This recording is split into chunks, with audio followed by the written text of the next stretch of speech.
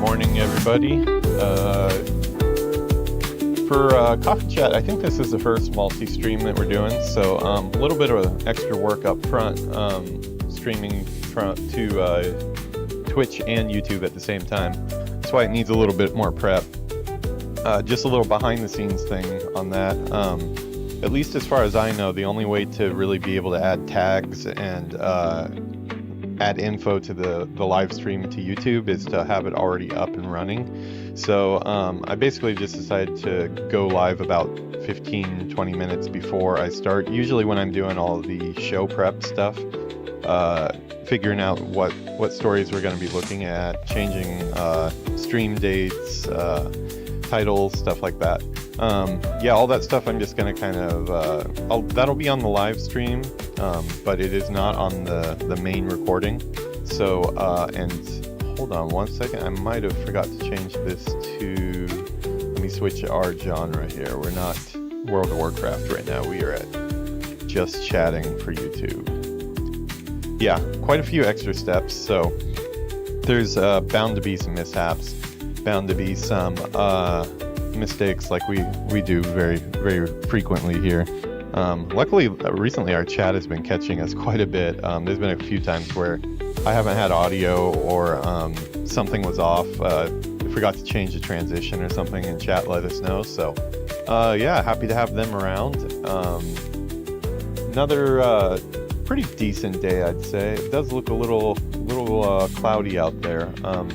I've got quite a few things to do today. Me and Yuki both have dentist appointments. She just got her wisdom teeth pulled, but not a follow-up for that, just like a normal run-of-the-mill dentist appointment. And I've got one right after her. But I also have a chat with a local game company here this afternoon too, so I've got to be ready for that. So that means I'm going to get Coffee Chat done now, and then maybe later tonight we'll actually get on and stream some games. Let me get our music down a little bit more there, just so it's not too overpowering. Still haven't gotten around to generating some new tracks for the shows. It's on the list of things to do, and the list is pretty big, believe it or not. Come on into the studio here. It's a mess as always. Good thing is Yuki's been helping me out quite a bit with this type of stuff. Not only is she now taken over my my social media accounts for the channel, they had kind of just stayed. I created them all right when I first started, and then just really didn't touch them. Did not really do anything with them. But she's really good at building that stuff and getting followers. She's been following a lot of other game creators and people that might be interested in the show. So she's been, let's see, what has she got us up to now? I was at, I think 1 follower when I left off. So she's kind of taken it from there. Let's see where we're at now. Oh wow, yeah, she has us, so she's got us at 6 posts now, and she's got us at 67 followers, which is really cool. We're still figuring out the, here, show you, this is some of the shorts that she's been upping. I'm not really a shorts guy, I don't really know how to make shorts, but Winnie the Steve came on our stream the other night and was causing chaos, stealing drinks and stuff, so she's been making some cool shorts. Only thing we have to be careful of is, like, YouTube is very strict about the copywritten music, so I don't know if the shorts she's made so far, if they, I know one of them had some Bruno Mars in it, so definitely we can't use that, or otherwise, I'm not too worried about the lack of monetization on them, because it's just a short, really, but if it did get, like, you know, content IDs are one thing, just saying, hey, we see you used our songs, we may want to monetize it ourselves, that's one thing. I'd probably be okay with that on shorts if it had some cool music that's good for the channel, but I think they also have the ability to just straight copyright strike you, and if you get 3 strikes, your channel is just gone, which I've heard some horror stories of people that have had their stuff removed. So yeah, I don't even want to play with that, so we're going to figure out a way. Either we're going to use the built-in YouTube Shorts audio library. I haven't taken a look at it to see what's on there, but either that or we'll just generate some of our own with Suno. It seems to be the safest thing to do, which sucks because, you know, like there's a lot of cool creators out there that I'd like to use their tracks because, you know, in my time, when I'm just hanging out in the studio, I listen to a lot of music on YouTube and enjoy it. It would probably be a pretty good match for my stream, but if there's any content ID claims or anything like that, it's just, in my opinion, safer to not deal with it. So yeah, that's what we're going to continue to do. As I said, she has been helping me get organized, and I'm still in the process of filling this out. She created this for me yesterday, just to kind of let me see exactly what work is remaining right now and what still has to be done. So yeah, like just kind of taking an estimate of like how many hours it's going to take to get the episodes that are already filmed up. I need to get current with everything, so I film an episode and I upload it right away. I've got that with a couple series so far, but I need to get it with all of these too. But it looks like I need to spend about 11 hours of time to get caught up on that. So I'm going to have to figure out where that fits into the schedule this week and just sit down and do it. I do have a few things that are blocked by not having thumbnail art. Some of this one here has no art at all. We did do a raid the other day for the first time in World of Warcraft. One of our Twitch or YouTube, I can't remember, we were streaming to both, but one of our viewers invited us to a raid, and we got to see Aldor for the first time for the Wrath of the Lich King. That was really cool. I don't think I was very helpful to the raid, but it was fun nonetheless, and we got some good footage of that. So I'd like to get that up to YouTube too, but it's kind of in a new category. I've decided to make a raid category and a raid playlist on my my feed, and then also a dungeon one, just so it's kind of different. Like when you're playing with other people and on raids and stuff, sometimes they just steamroll everything, and like the content is not super interesting. So I kind of want to pull those sections out of my normal World of Warcraft series, just because it's probably, you know, not super interesting. I'll probably just when I'm headed into one of those, I'll just verbally say something on during the playthrough of like, hey, we're gonna jump into a 5-man here, find it on the dungeon playlist. If you want to skip forward back to questing, we'll just continue on with the next episode in the series. Something like that. But yeah, I've got quite a bit more I need to add to this list. There's a lot of stuff. I need to create a bunch of channel art. I need to create a bunch of thumbnails. I have to do some OBS overlays. I have to learn how to use Adobe Premiere. That's going to be a big one. And yeah, quite a few other things. So I think it was getting a little bit overwhelming for me just trying to manage it all in my head. She suggested that we get it down on paper, which is a good idea. She, like I said many times on stream, she's a lot smarter than I am. She has been taking more part in our streams too. We've started multi-streaming, and what that means is also this episode of Coffee Chat is right after the show finishes. It is available for rewatch now, where you wouldn't even actually be seeing this episode of Coffee Chat on YouTube right now if we weren't doing the multi-stream, just because, as you can see on the list here, I am behind on them. Coffee Chats are not too bad. I think, let's see, where are we? Coffee Chat. Yeah, if I have 1 hour, I can catch up to the current one, but that also means dropping 4 episodes of Coffee Chat all on the same day. And when I do that, they just don't do very good. Yeah. Dang, I was just laying down for bed. Love the vids, man. Keep them up. Thank you to both of you. The dang part, I hope I didn't disturb your sleep there. Yeah, you actually, this will be on record, so feel free to go ahead and get that rest. Rest is important, Mr. Wolf.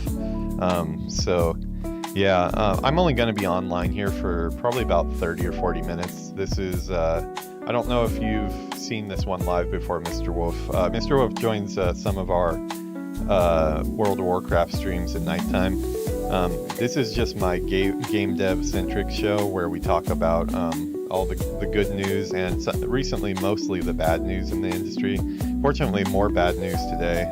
I was pretty infuriated when I heard some of the stories today, but we're going to get into that in a minute. But yeah, quite a bit to do. She's helping me organize that. She's taking care of my shorts now. So yeah, I think it's going to be really good for the channel. I need the help for sure. I don't have money to hire anybody. Oh, look at that. I don't know if it'll show up on camera, but yeah, it's hard to see on camera, but we are just starting to get some more snow now. Yeah, there it goes a little bit. Little flakes of snow starting to fall again. I cannot figure out the weather.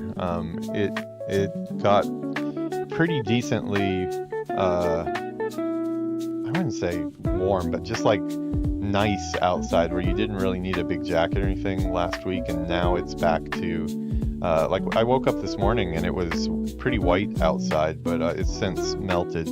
But yeah, I am still I'm still trying to fight off the extra weight that I put on the last 2 months of being injured from tennis.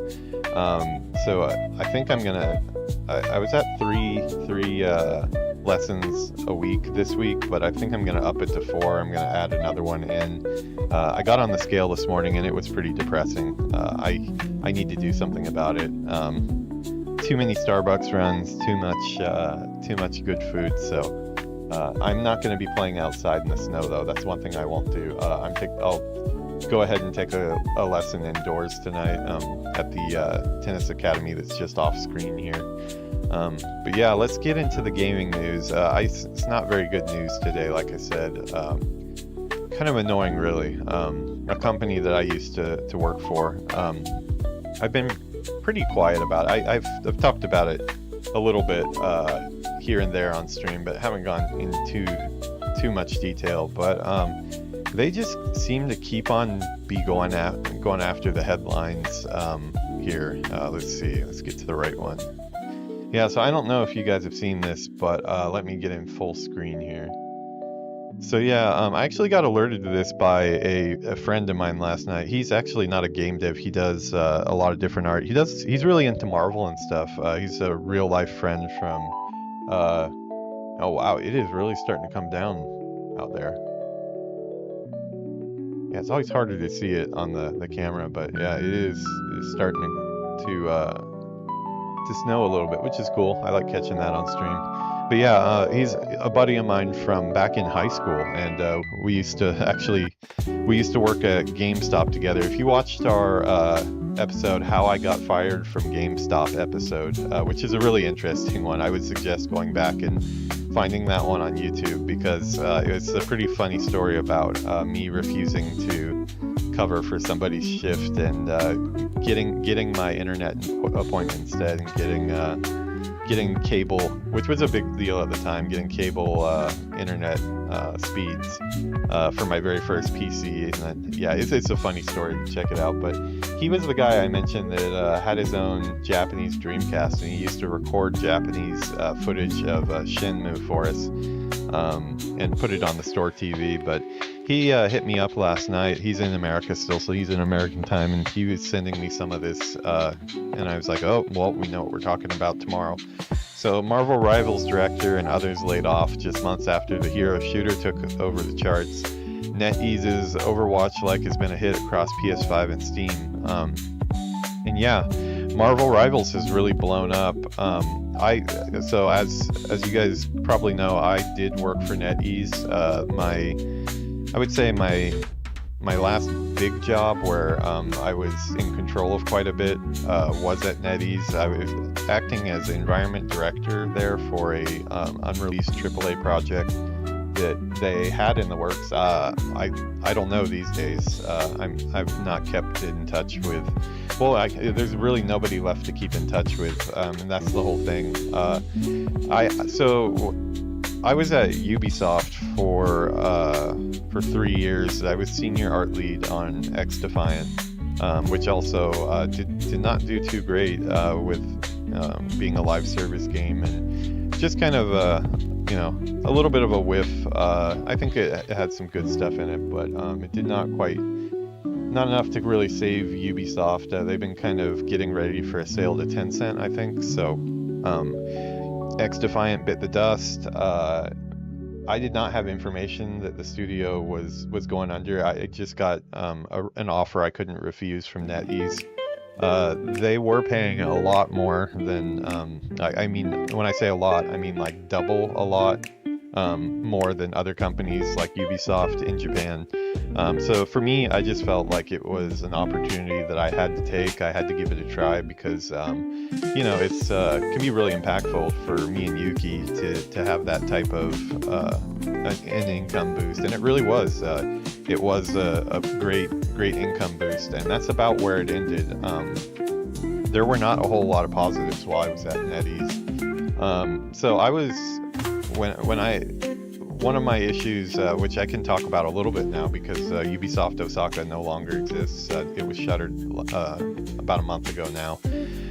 But one of my big gripes with Ubisoft, well, not at the executive level, but we'd say leadership for Xdefiant and leadership in the Osaka studio was I really felt like our salaries were just far too low for even the Japanese market.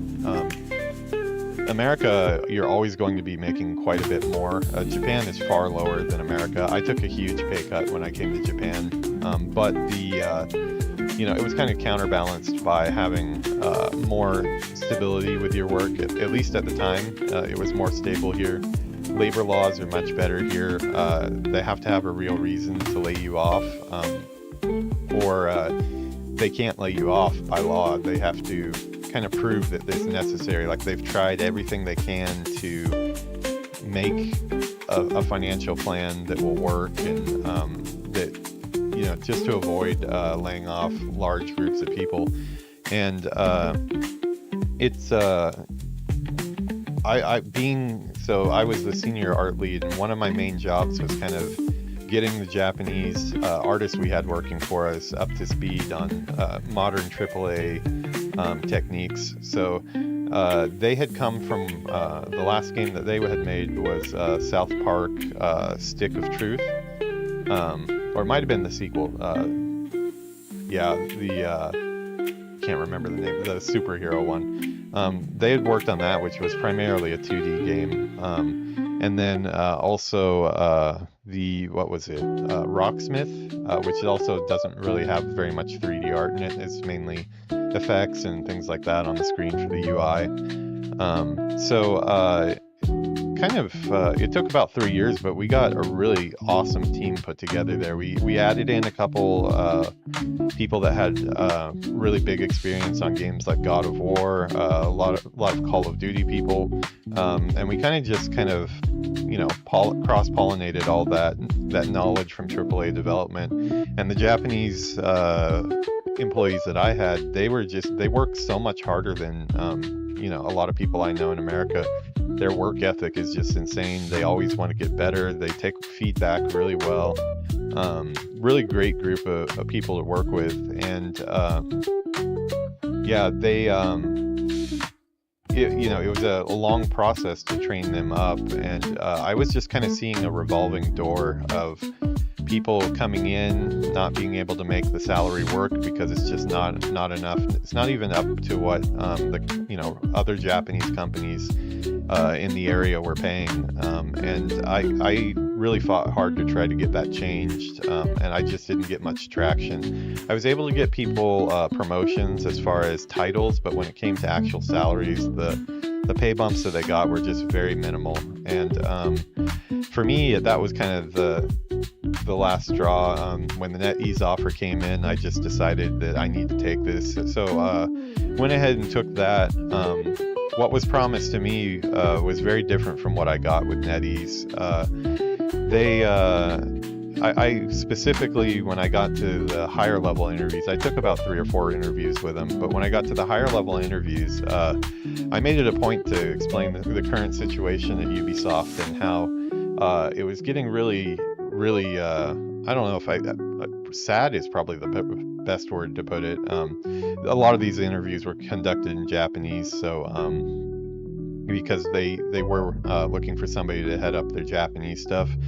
So I'm kind of translating it to English in my mind here, but I was really looking to avoid the situation of having a revolving door of employees, us training them up, them becoming rock stars, and then right away taking a job somewhere else. And I wanted their guarantee, and I was talking to some pretty high up executives that were running all of basically Asia for development in NetEase, which Marvel Rivals doesn't really fall into. It looks like they were mainly US based, and then of course they had help from the team in China. I think they're in Guangzhou. I think that's how you say it.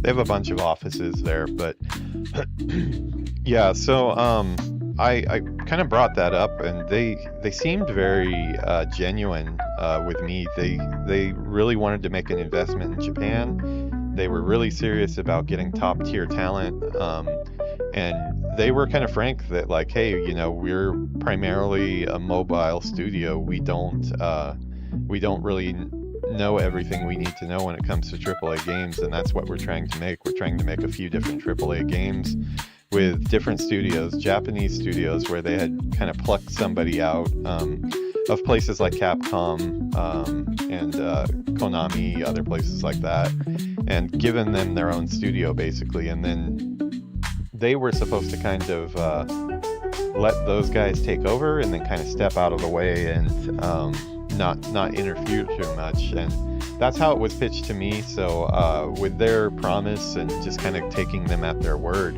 I went ahead and took it. There was problems from the beginning though. During the interview process, I had made it clear to them that I cannot move from Osaka. I can only work in Osaka because I have a house here. I have Yuki was in school still. She can't move to Tokyo, and we're not uprooting ourselves and moving to Tokyo. So one of the hiring conditions has to be that I'm allowed to continue to work from Osaka, and this was across multiple interviews. I basically every single interview I had, I made that very clear that I cannot move to Tokyo. If this is a Tokyo-based job, then I have to take myself out of the running for it. But they assured me that it would not be a problem in verbally and in writing, at least across emails. And so the interviews proceeded, and things were going good. I gave them a number of what I was looking for based off of previous employment in America, not in Japan. I told them the situation that I wasn't satisfied with what the salaries were at Ubisoft. I wanted to make something akin to what I was making back in the States as a developer. And they not only gave me that, they gave me a little bit more, which was, another thing that made me feel like they were genuine. I don't know if that was baked into it all, and that was kind of like the plan. But yeah, they basically lured me in, and so I signed with them.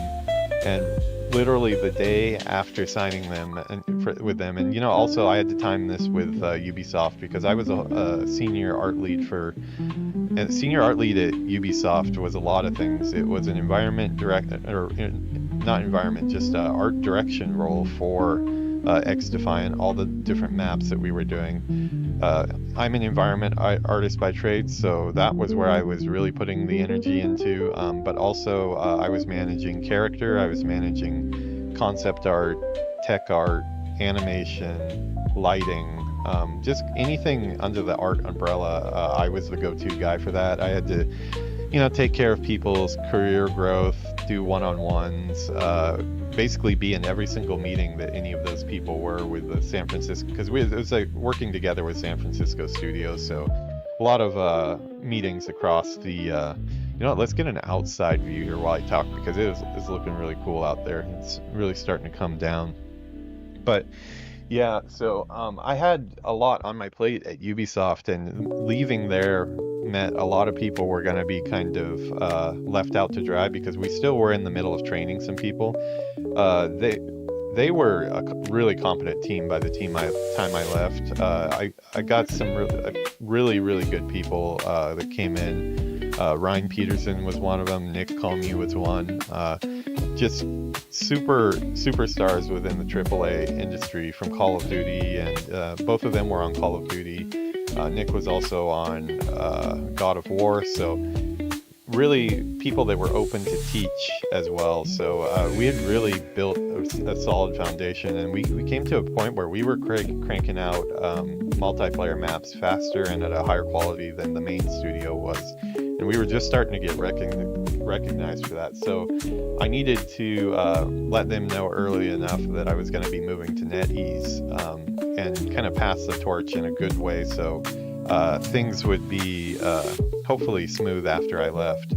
As we know now, they were not smooth. The studio is now shut down, so that really sucks. But so I made the move to NetEase, and on the day after I had notified Ubisoft that I would no longer be with them, I gave them in Japan. You have to give at least a month's notice, but it's better to give 2 months. So I ended up giving a 2-month notice to tie everything up. Gave my notice, and then I got an email from NetEase the very next day saying, okay, so when are you moving to Tokyo? And it was like, wait, what are you talking about? I thought I was reading this wrong. So I really quickly got on a call with them. I had an agent at the time, basically somebody who was helping me to set up the interviews and do appointments for finding work in Japan. And me and my agent got on the phone with them. My agent as well backed me up and said, you guys have said multiple times that he can work in Osaka. And they really fought me on it. It turned into a whole thing. We had to have multiple calls. I came really close to just not signing the contract at all. This another thing, like that one of many first red flags that were popping up at NetEase. And sorry, but this is kind of turning into like the NetEase episode. I think it had to happen at some time. We've briefly talked about it here and there, but with more layoffs, it's just it's something that kind of needs to be out there, I think, because they've stayed under the radar pretty well on this stuff, but this has been going on for a while. And when I got in, the first thing was the relocation thing. I pushed back on that and basically let them know I won't be taking the job if they are forcing me to move to Tokyo, because it's, if you get on the bullet train, it's not too far. It's like a 3-hour bullet train ride, but the bullet train, that's quite expensive to do. A 3-hour commute is nothing to laugh at. It wasn't something I was going to be doing regularly. And I was very flexible about that. I'm down to even come into the office like once or twice a month, just to come in for important meetings.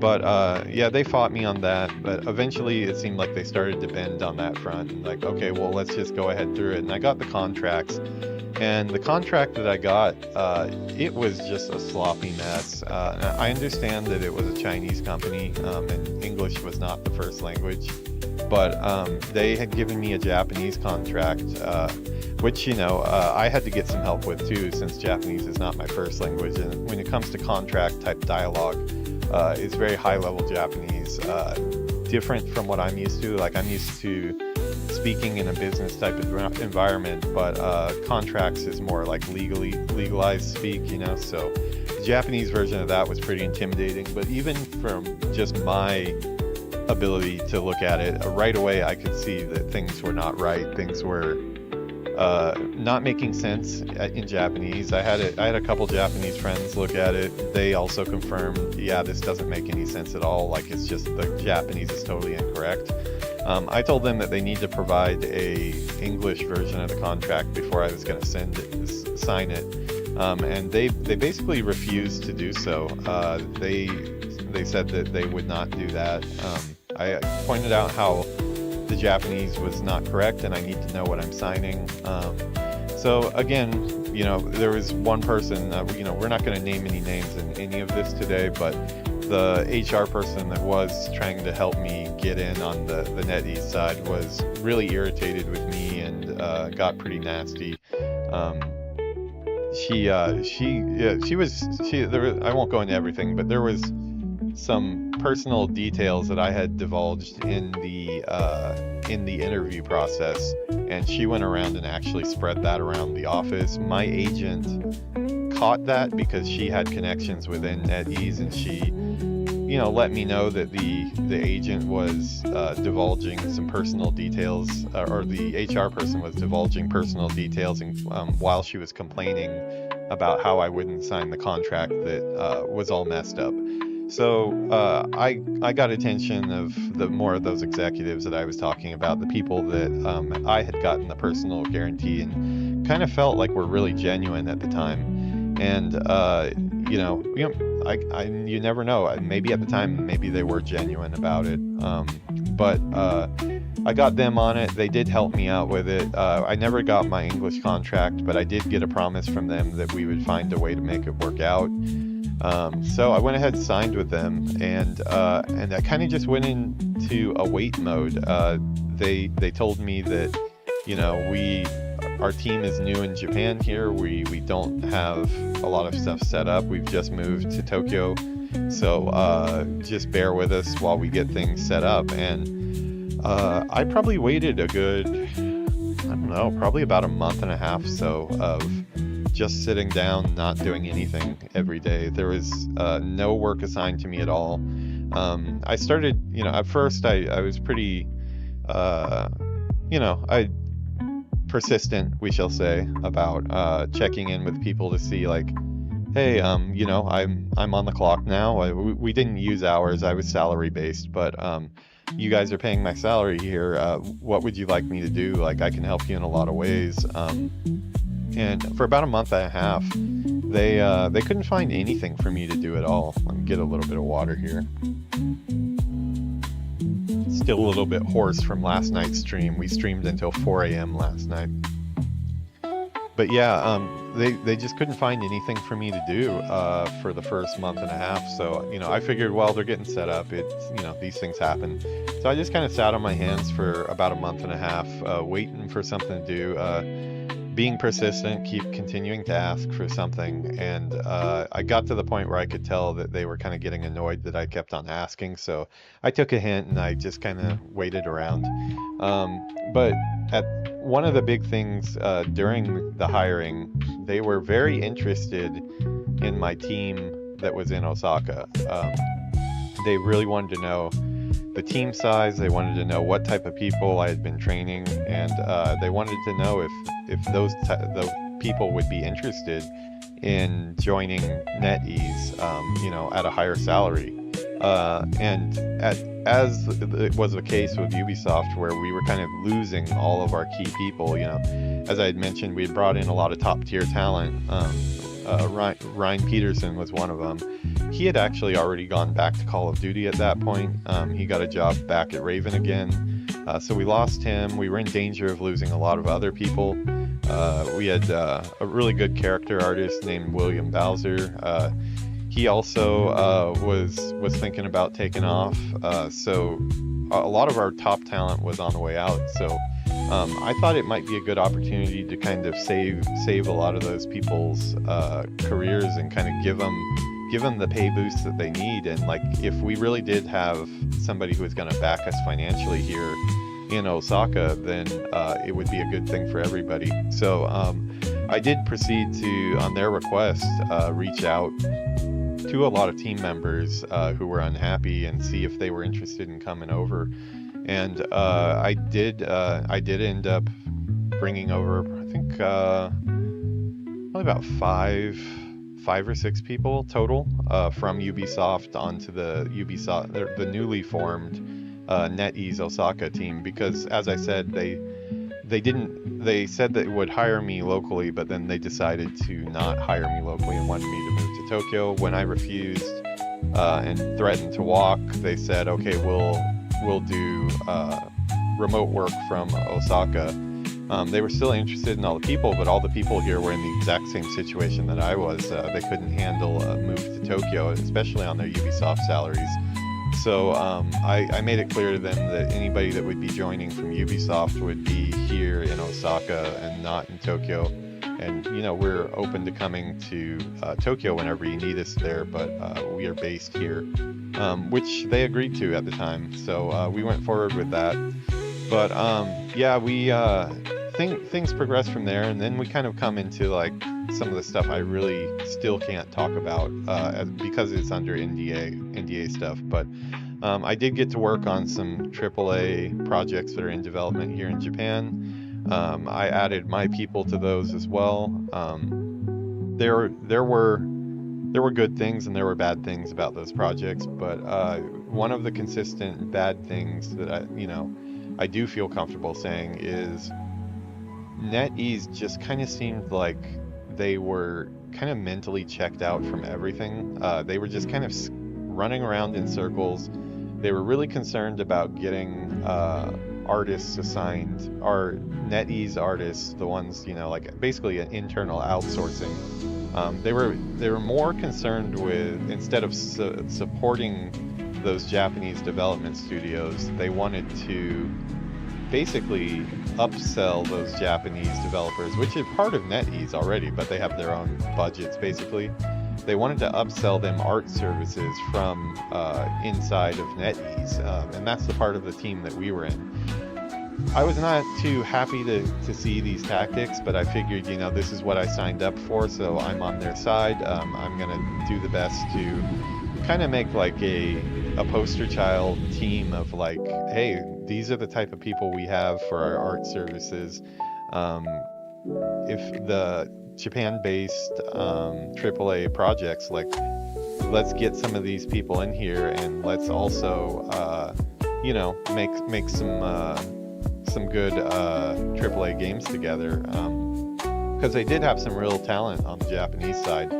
They just didn't have a lot of staff. They were mainly hiring like key people that would manage things and run departments, but a lot of the on-the-ground people they didn't have access to. So it seemed like it might be a good fit to have NetEase come in for that, but it was just complete chaos. We had so many things were wrong at NetEase.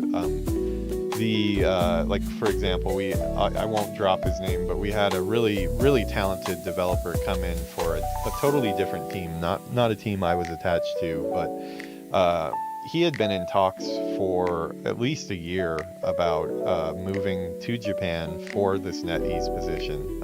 It would have been out of the Tokyo office, and the talks went on for over a year.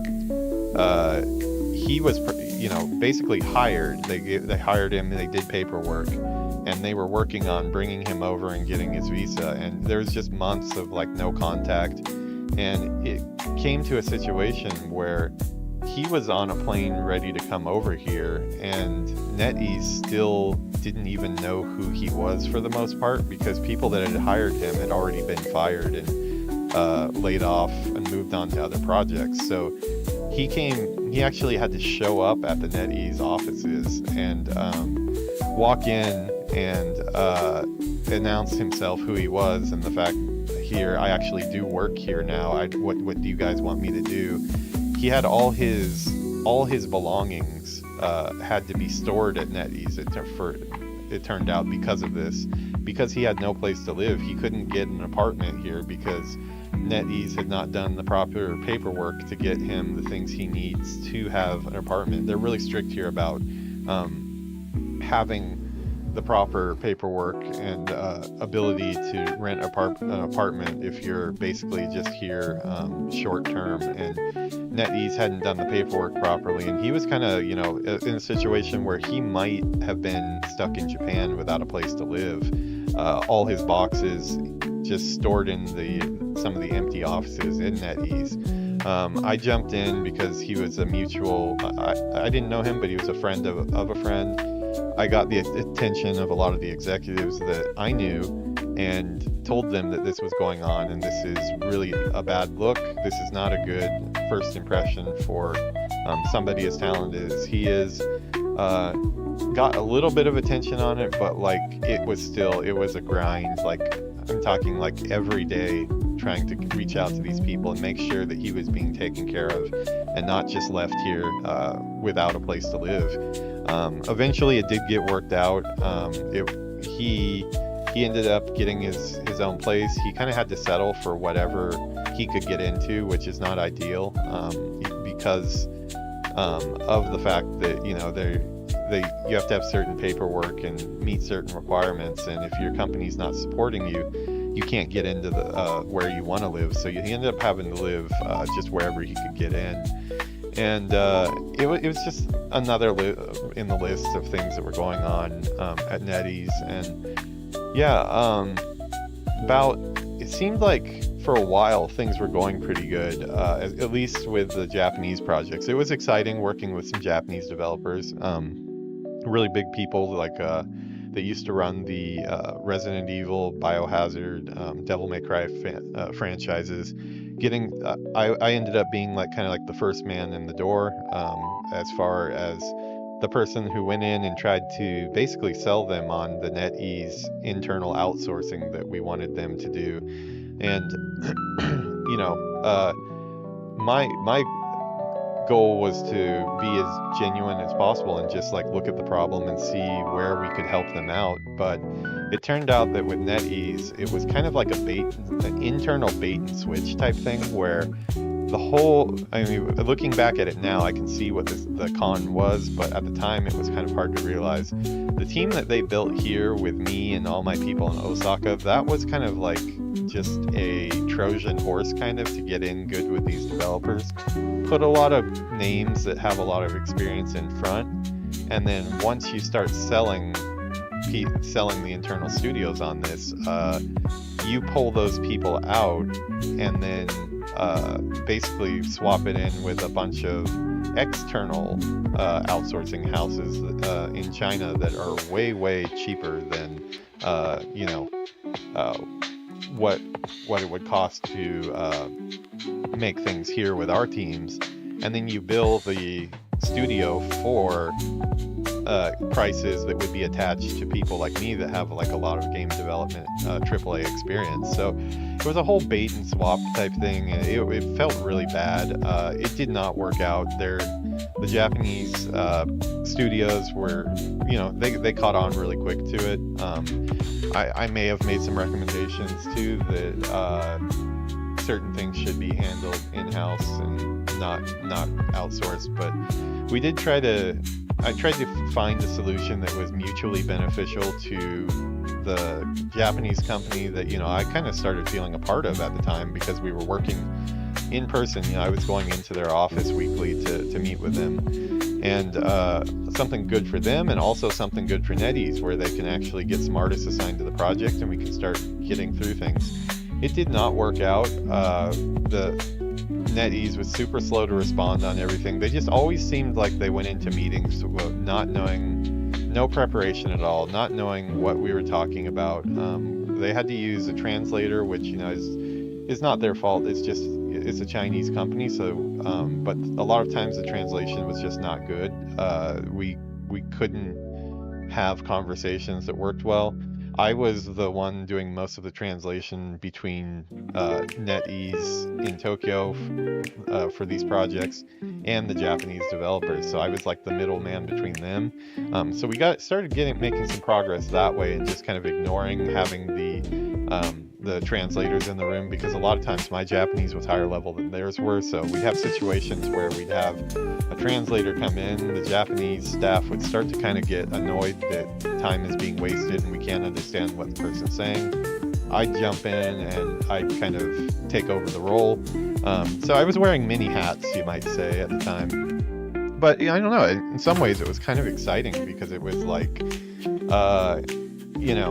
a challenge for sure. I've never done that much game development in Japanese. We used Japanese sometimes at Ubisoft Osaka when we were dealing with co-workers who didn't speak English, but they did, from up above me, they did have a push that we should be trying to learn English so we can interact with San Francisco studio. But yeah, things were starting to look okay for a little bit, and then we even got to the point where they were going to make NetEase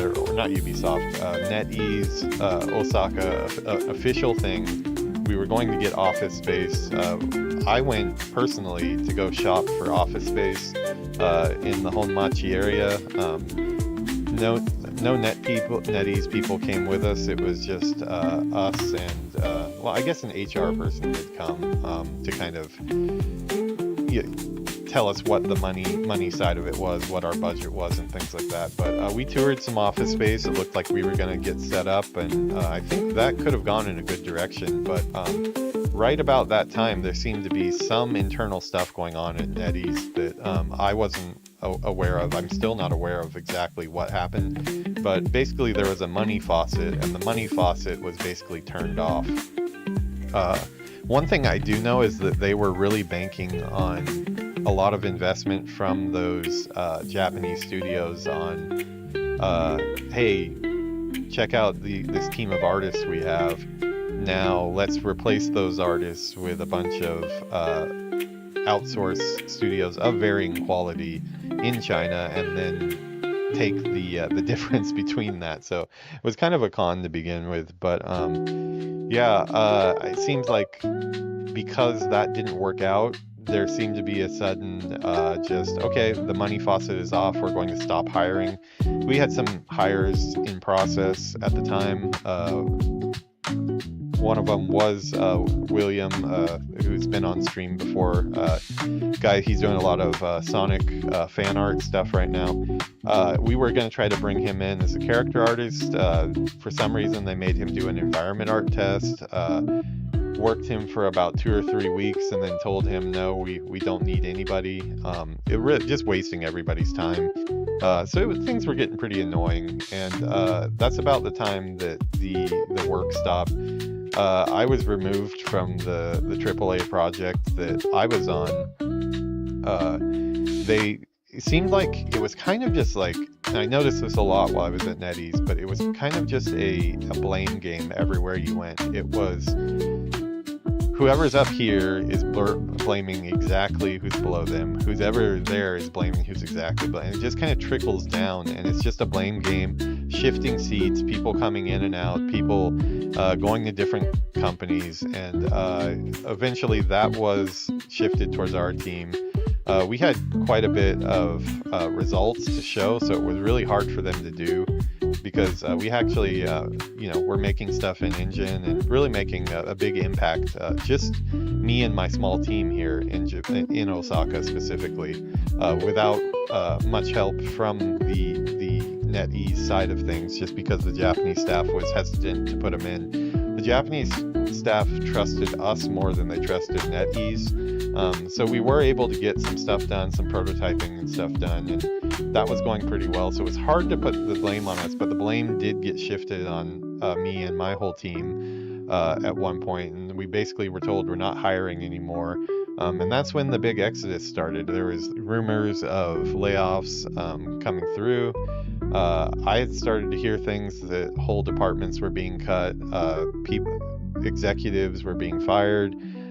Just kind of across all NetEase things, everybody was getting laid off, and that has continued. It did come to my department. It would have been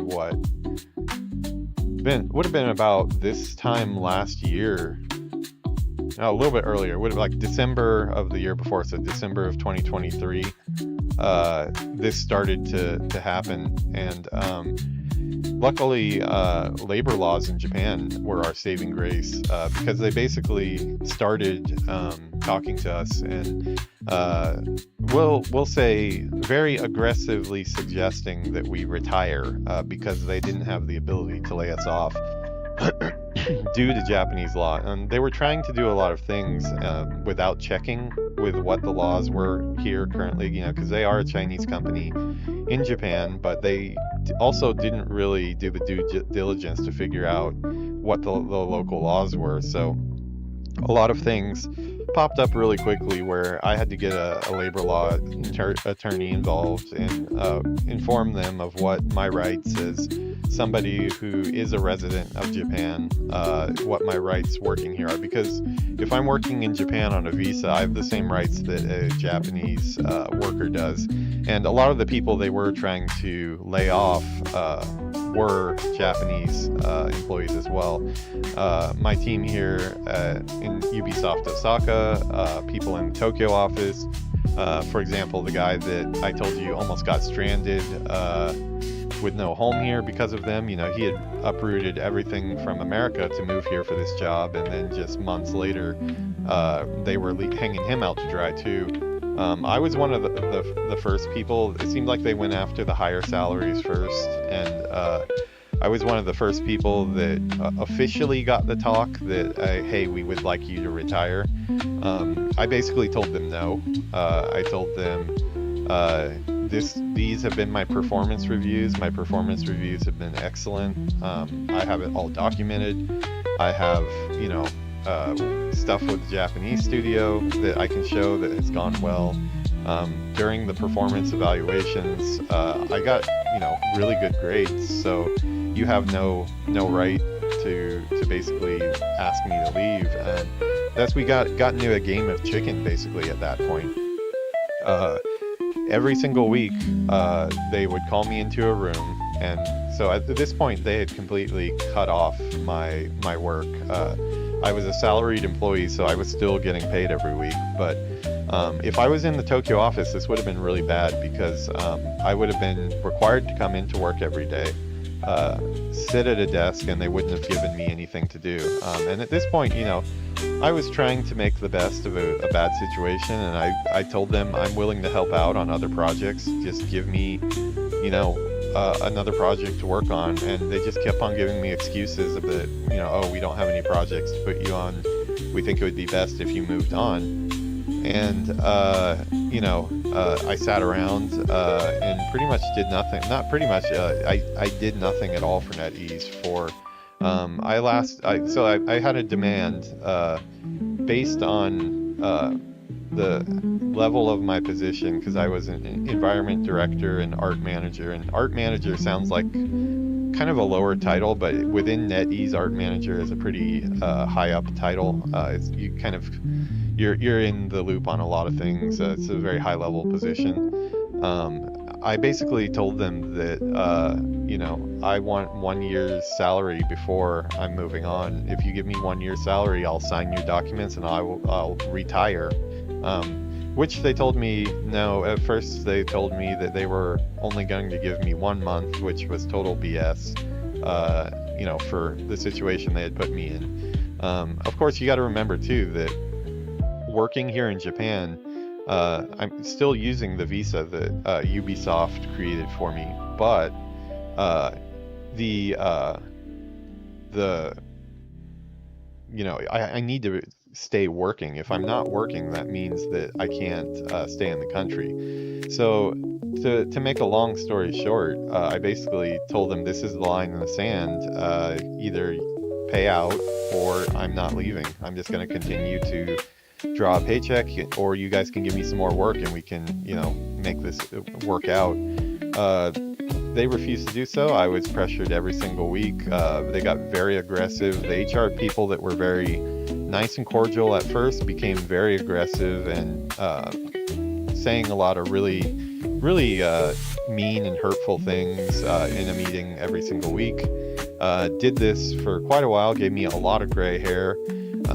Part of the reason why I actually needed to reach out and start talking to a therapist, because I was so infuriated. I found myself so angry every day, and because I felt like I was being wronged, and the team that I had brought here was also in danger. So I felt a lot of responsibility for that, you know, having these people leave their what I thought was a stable job. You know, later Ubisoft would close down, so maybe they kind of dodged a bullet there, but they just dodged one bullet to walk into another with NetEase.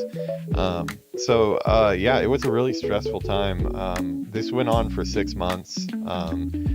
6 months later, I realized that I had been drawing a paycheck for 6 months, and I really hated being around anything NetEase. Looking at the NetEase logo was enough to make me sick. So I told them, give me 6 months salary and we'll call this done. And they did take my offer at the time. I was also promised that I would walk away with stocks that I was promised as part of my joining bonus, 2 years of stock that I was supposed to receive. They reneged on that. At the last second, they pulled that out of the contract without me noticing, so lost quite a bit of money on that, but I was done with NetEase. But after that, it's just been constant, every single week, I think I hear of another person that I know being laid off by NetEase across all different studios. The one studio that I thought would have been safe from this was Marvel Rivals, because of like the breakout success of this. I mean, nobody can argue how well this game is done. I still have had a hard time playing it. I haven't played it yet. I didn't install it on my PS5 because I'm a huge Marvel fan. I know this is done by a really talented team that, they were probably in a situation like I was, where they were kind of probably tricked into the whole thing. And obviously they could put out a game that proves that they're amazing developers, and probably made the best of a bad situation, I would guess. I didn't know anyone on the Marvel Rivals team, so this isn't inside info or anything like that. This is just my experience with NetEase, applying that to what their situation probably was there. But yeah, now the layoffs have started for Marvel Rivals. I still have never gotten around to play it because, like I said, I've kind of think I've gotten over the whole NetEase thing. No joke, it gave me a lot of gray hair. It was not a fun time. Bit of a dark time as far as my mood. I think getting into tennis really helped me a lot to deal with all the stress that was being caused by that. Because it's not only a job, but it's my ability to stay in Japan, where Yuki is, where she is going to college and can't really move right now. So it was a really stressful time. I did finally find a position to get into, a huge pay cut, about a half pay cut again. So I dropped way down from what I was before. And I had to take a Art Outsource Management job, which, it's a great studio, great people. I love the studio, but the role is very different. I'm kind of a little bit even more hands-off than I was when I was in leadership. So made the best of a bad situation. Still doing that now. I am starting to think about my path forward. Obviously, there's the streaming stuff that I'm doing here. That may factor into it someday, but it's not any day soon. I'm going to be working in the industry here for a long time to come. If the streaming stuff works out later, then it works out, and that will be a nice supplement to my income. Maybe someday, if the game industry gets bad enough, which things are not improving recently, maybe that will be a replacement, and I finally will call my whole game dev career work complete, as it says in the title of my logo and stuff. That's, if anybody wonders, the game dev Peon, work complete with a question mark. That's what that's all about. That's this isn't something that I'm committing to as a full-time thing now, but maybe someday. The ball is in your court. If you guys like the type of content I create, maybe someday this will become a full-time thing. I'm still putting full-time energy into it right now. I'm kind of running myself dry right now. I've definitely been keeping pretty late hours, and there hasn't been a time since I started streaming where I'm not working. I haven't done any of the just sitting down and relaxing. I've taken a couple hours here and there to play a little bit of World of Warcraft off stream, just non-important things that don't need to be filmed. But other than that, I haven't done anything. Yuki's been pretty busy too, so she's been coding a lot. So I'm all in on this, and this is just more evidence that of what my main feeling about the industry, I've talked to a lot of people recently. I have more friends right now out of work in the game industry than I have that are in work. And we're not talking about people that are right out of school. We're talking like industry veterans that have shipped some of the probably your favorite games that you've played. The tentpole games that you see these big companies, touting as like the place to go play your games because we have these games. The people that are making those games are just being treated horribly for the last couple years. And a lot of it is just because game companies got really big during COVID because everybody was at home and a lot more engagement on that front. And executives got greedy, and executives doubled team sizes. They doubled projects. Where teams that were making one game were now making 2 games, and they upped the size of them. And now that COVID, is calmed down and people are back outside again, that infinite growth is just not there. And to appease the stockholders, what do? They just start cutting projects. They start cutting teams. They start, closing down whole studios. And as I said, the labor laws in Japan are much better. So this does, for a while at least, it has seemed like kind of a bastion of hope. You can come to Japan and, at least labor laws here protect you. But one way to get around that is to just close down the whole studio, because obviously if you're closing the studio, you're showing that financially it's not working. And that's what did happen with Ubisoft Osaka. So all of those people are now out of work. Some of them have landed, but it's a pretty rough market right now. There's just not a lot of people hiring. And this news is it's just infuriating, because you would think if there's anybody within NetEase that should be protected, it's the people that are making the game that is making NetEase a ton of money right now. So this is one of the posts here. Let's see, we'll turn down the music for a second while I read this here. So this is I think this is one of the creative directors, I believe. My director team, yeah. So Thaddeus Sasser here, he said, "This is such a weird industry. My stellar talented team just helped deliver an incredibly successful new franchise of Marvel Rivals for NetEase Games, and we're just laid off. Oh well, times are tough all over. Let's find these incredible people new jobs, because we all need to eat, right?" And this is one of the things that, like, I think people that play games, you guys don't see this side of it very much, unless people like really good people in the industry, the news section of the industry, like Jason Schreier and people that kind of shine a spotlight on these bad behaviors of the companies.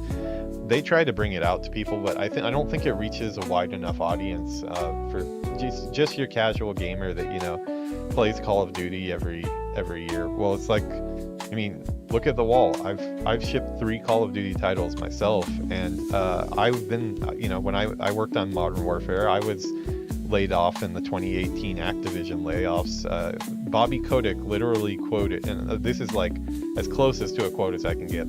There may be a word or two wrong, but he basically said in an investor call, he said, "This year's Call of Duty," and keep in mind, this is the Call of Duty of the year before, not the one I worked on, just a different one. "This year's Call of Duty has blown all our expectations out of the water, and it's the highest earning Call of Duty up until this point. But I still think we can do better. That's why today we're cutting 800 jobs." I was one of those 800 jobs. I had moved to LA.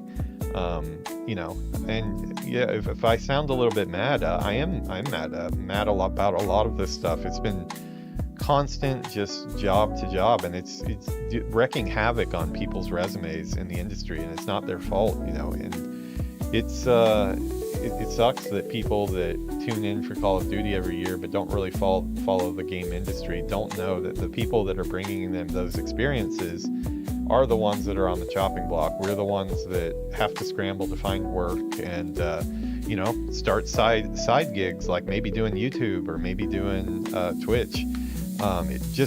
It's not a fun thing. And then there's also the side of it where these companies, they're very legal, and there's a lot of threats, especially when you're exiting a company. how you will not talk about anything that has gone on here. And we're not talking like projects and stuff. Of course, that makes sense, you know.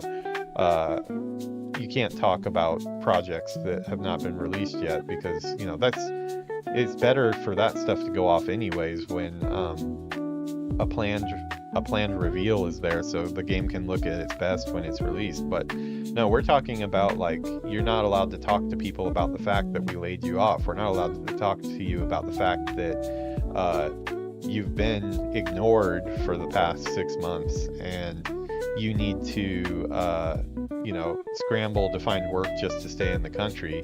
We're being aggressive with you on a weekly basis, trying to make you and your whole team quit. These are the things that they don't want you to talk about. And I don't know if I'm being a little, I don't know, acting irresponsibly or what. I'm kind of at my limit with keeping my mouth shut about it. I do not think that this can continue. The industry is kind of falling apart at this point. So many people are just exiting the industry for other ventures because, you know, like this guy says, you know, we're just laid off. Oh, well, these times are tough all over. Let's find these incredible people new jobs because we all need to eat, right? And the game developers, you know, they're so used to this at this point that they basically go into the mode of not taking care of themselves. They go into the mode of finding all their other coworkers work and trying to make connections and help each other out. I did the same thing with the Ubisoft layoffs. I immediately reached out to people, tried to find some connections that they could get leads on jobs. We all kind of help each other out. But there's just a kind of, you know, the above the developer level, when it comes to the executive level, it's just doesn't seem like any of the blame ever gets put at their feet. It's always laid on us, and I'm just really, really tired of it. It has made me think if I, you know, want to really continue in this industry. Yuki was studying 3D. She's putting it on hold a little bit for now, possibly because some of the stuff that's going on right now. But yeah, she was studying 3D. She was interested in getting a game job, and, you know, I can't really recommend getting a game job to her right now. She found coding on her own, and I think coding is probably going to be a better solution because she can work outside of games if the industry does decide to continue to implode.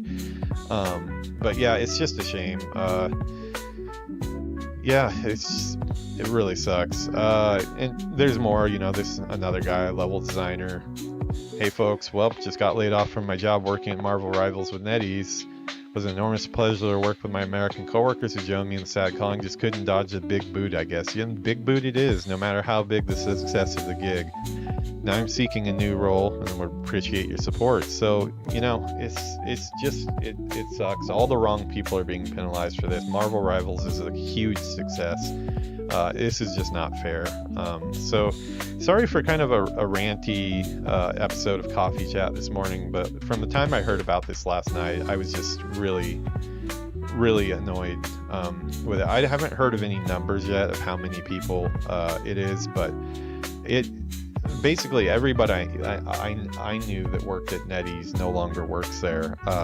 People from multiple departments, we're talking international departments too. They're all gone. I'm gone. NetEase just needs to get out of the game industry. In my opinion, they don't deserve to be here. That's just my personal. You know, I've held my tongue on this stuff for over a year now, and tried to be very, you know, we're not going to talk about that, but I just don't think they deserve a seat at the table with behavior like this. They don't care about the players. It's a shitty situation.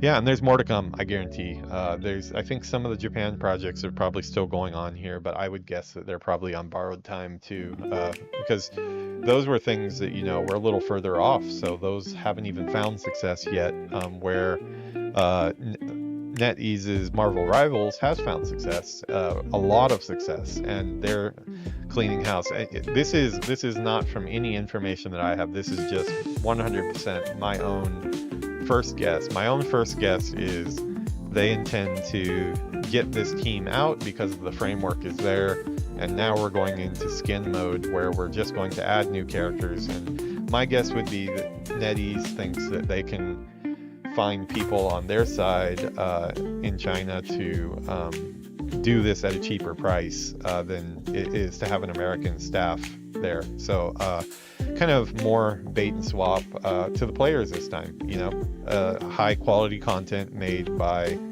trusted developers that do this well, and then a big swap of who's actually making the game. And that's nothing to say any shade at all towards any of the Chinese developers at NetEase. They're in the exact same position that we are, but even a worse situation because they have less protections. Some of the art that I saw coming from the Chinese developers was amazing. You know, they're concept artists. They just have a Rolodex of amazing concept artists in-house that are there for use. You know, the work that they do, the people that I worked with are super professional.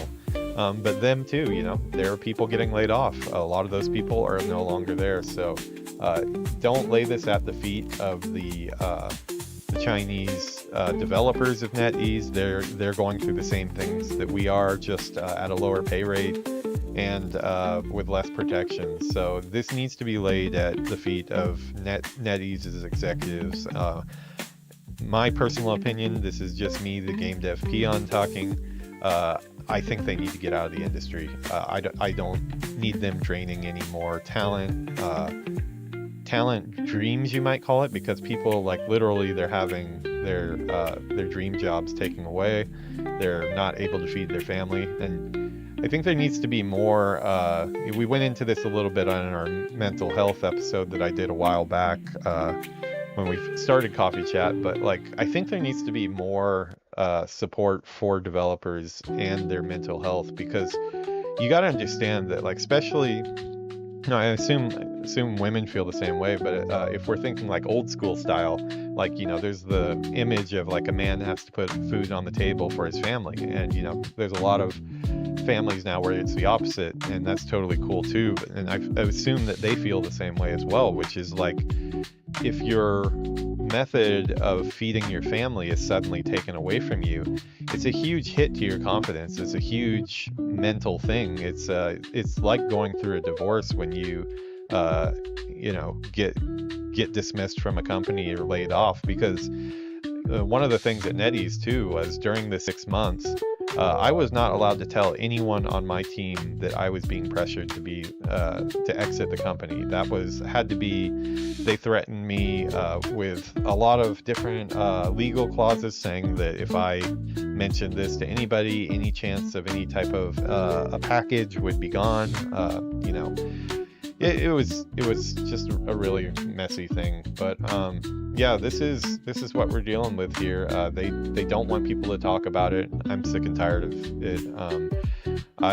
You never know if this comes back around and we have NetEase knocking on my door. I don't know if they're even still in Japan here. They may be exiting totally, but shitty place. I would have to say, don't support Marvel Rivals. It's just as simple as that. I like the MCU. I had it installed on my computer, on my PS5, because I wanted to at least take a look at it, because it's, you know, getting so much steam, and I could kind of separate it in my mind at that point that, like, the development team of Marvel Rivals is not NetEase. It's a group of developers that were probably purchased by NetEase, and I could at least try to enjoy that game and see what that's about, since I'm a huge Marvel fan. I think somewhere in my mind, though, I just kind of like, not today, and I've just put it off. But I'm going to uninstall it from my PC, from my PS5. I'm not going to play it. I don't think they should be supported. And that's the rant for today. So probably one of the more fiery episodes of Coffee Chat that we had. I don't even think I've really gotten a chance to drink my coffee here. Let me take a sip really quick. Yeah, there it goes. Yeah, so I'm going to try to recover with some coffee here. As I said, I've got some stuff going on. One of the reasons why I'm taking another chat with another game studio today is, like I said, I'm in another situation here where I feel like I'm a bit redundant. I'm at a studio that is amazing with amazing people and really cool projects, but I'm also an art outsourcing manager who's not outsourcing any art at all for the last couple months. So got to keep the family fed, and I'm feeling a little some of those warning signs, I might say. So I'm out there looking for new opportunities here, as it seems I will be for as long as I'm a part of the game industry. There's no such thing as a secure job in this industry, at least now. So I'm gonna continue to try to stick in there. If you're getting into the industry now, maybe don't. Sad to say, but maybe don't. Maybe not worth it. Maybe not the right time at this point until people are held accountable a bit more. But for the meantime, I'm going to be putting 100% of my passion, at least, into streaming on Twitch and YouTube, and trying to figure out how people are, supplementing their income with that, because I need a safety net. We need a safety net. We want to have kids. We have plans for the future. And it's just not safe to do that in this current situation. So, yeah, this has been Coffee Chat for today. Thanks for stopping by. Sorry for a bunch of rants, and most of all, sorry to all the people that just lost their job today at NetEase. Really sucks. Please, if anybody has any connections in the industry, reach out to the people at NetEase that just lost their jobs at Marvel Rivals. Great game by all accounts, so they need new homes. Please reach out and help them out. And I'm gonna go ahead and let the music take us out. I smell some food cooking downstairs. I think Yuki's making me something really tasty right now, so that'll cheer me up, I'm sure. Everybody have a good day. Here's somebody breaking glass outside. Oh, it's probably glass day outside. Japan's very strict on the recycling stuff. We have different days for different things. It's probably glass day. Yeah, definitely glass day. I don't know if you guys can hear that, but it sounds like shattering glass outside. I'm gonna get going. I will be back tonight with some streams. It's probably gonna be a little bit later because I'm in a pretty bad mood right now from the news. I feel a lot of aggression right now, and I need to hit a tennis ball, I think. So I'm going to add in an extra lesson of tennis tonight. I'm going to go try not to hurt myself. I'm going to smash the ball as hard as I can smash it to get this aggression out without hurting my back. So everybody have a good day. Try to stay employed. That's what we'll say. This is Game Dev Peon checking out here. Thanks for coming for the vibes and staying for the Zug Zug. Have a good one.